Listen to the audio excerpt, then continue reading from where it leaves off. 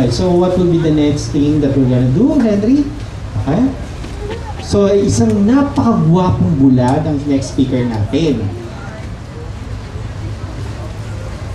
Napaka-aktibo niya sa pagsuporta sa mga PWD, yung mga rights niya. Alam niyo ba kung ano ibig sabihin ng PWD? It's Persons with Disability. Ito yung senyas niya. Okay? So, kasama tayo doon, mga deaf o mga bingi. Okay? And also, is also the chairperson of Philippine Coalition of the CRPD. Recently, nag-observe sila sa UN meeting in Geneva, Switzerland. Nandito rin, so pumunta siya doon and ngayon nandito siya para mag-share in regards to ano nangyari doon. So sino siya? Siya si Calauro Persil. So magbibigay siya sa mga mensahe sa atin.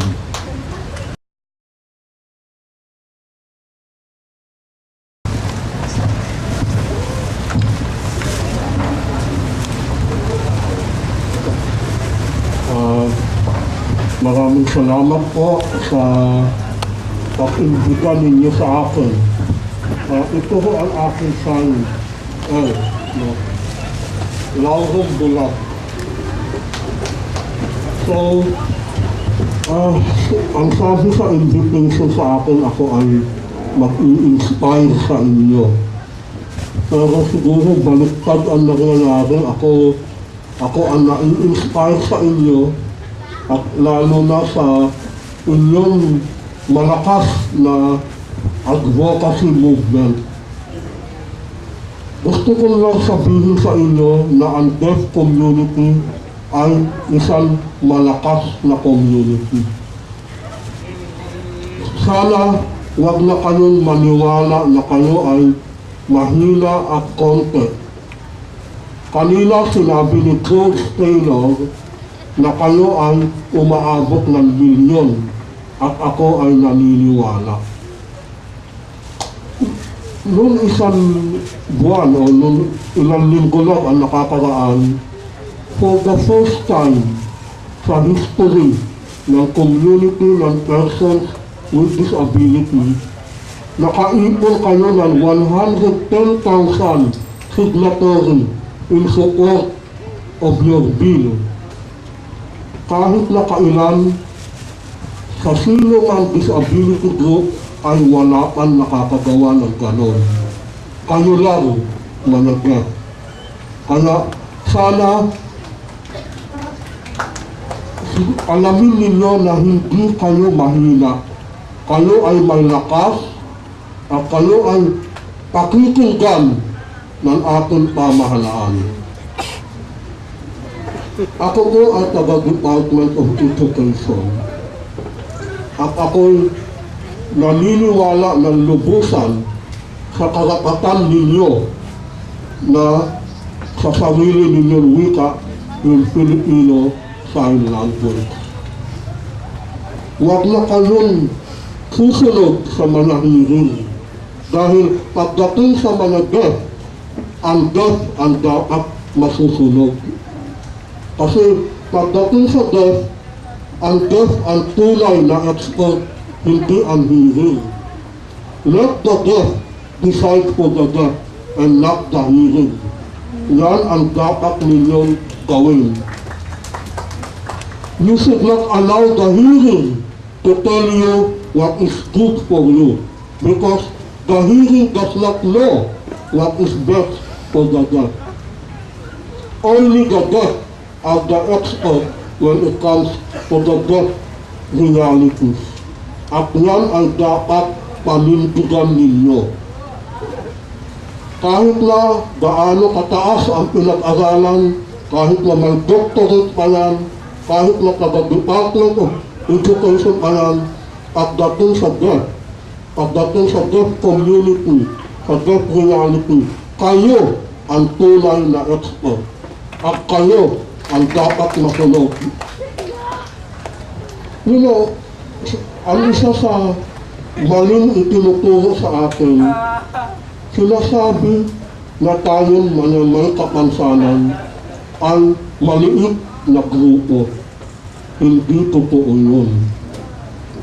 Ang may kapansanan ay tuloy-tulala na sa buong mundo. Kaya meron na tayong United Nations Convention on the Rights of Persons with Disability. Dito sa Pilipinas, meron mga data na nagsasabi na ang pinakamalaking grupo ng may kapansanang Pilipino ay mga deaf. At yan ay dapat ninyong paniwalaan. Katulad ng sinabi ko sa inyo kanina, walang sino man bahagi ng may kapansanan ang nakakuha ng 110,000 signatories para sa suporta sa inyong bill.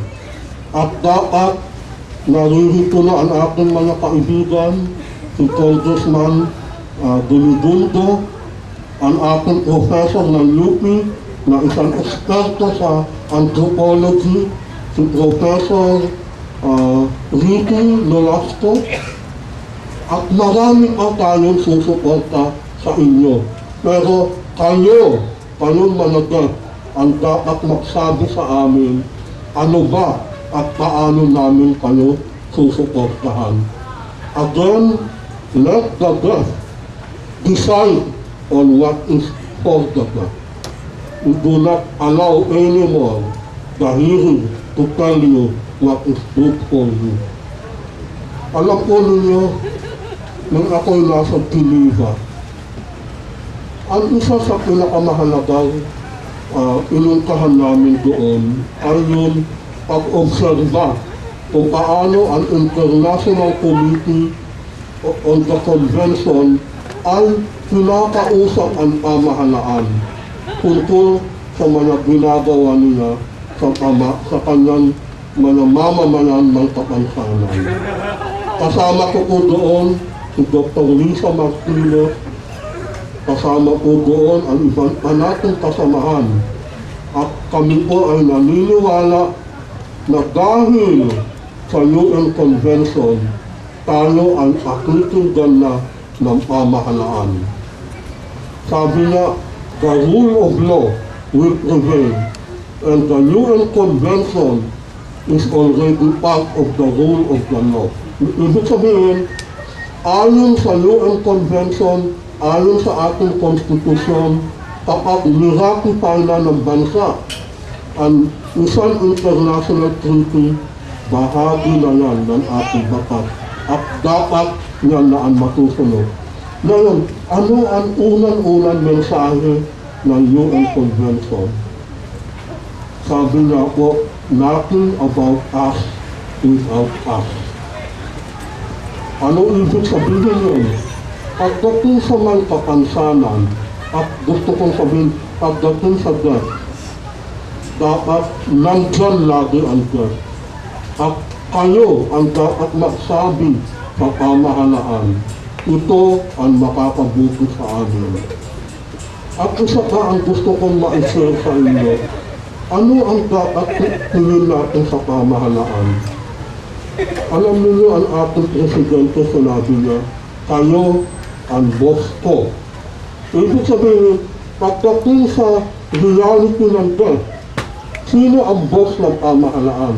Ang boss ng pamahalaan ay ang deaf community. Kaya pagdating tungkol sa inyo, hindi ang deaf ang boss, hindi ang mga hearing ang boss. Pagdating sa mga deaf, ang deaf ang boss at kayo lang ang boss.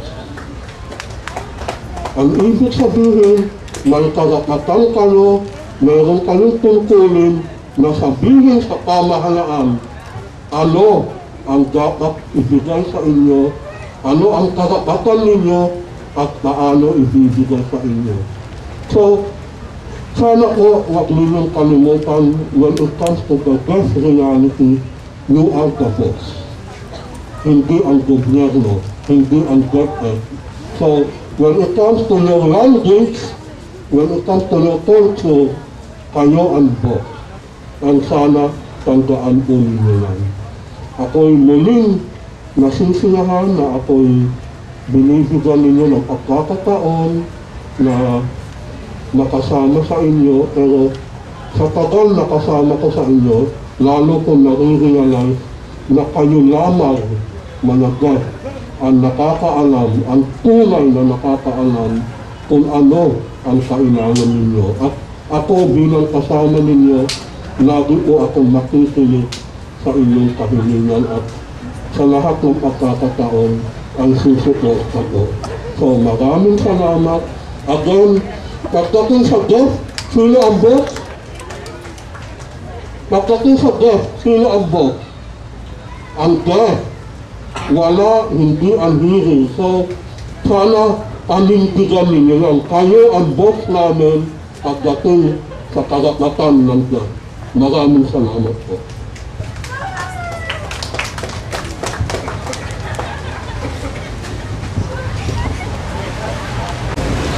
Wow. Kalauro, your words are napakaganda. Sarap talaga pakinggan.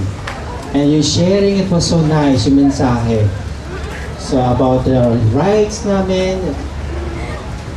Saka, na hindi kami mahina. Talagang malakas kami. And we will really challenge the hearing individual regarding to that. So, salamat sa pagbibigay sa amin ng knowledge na yan.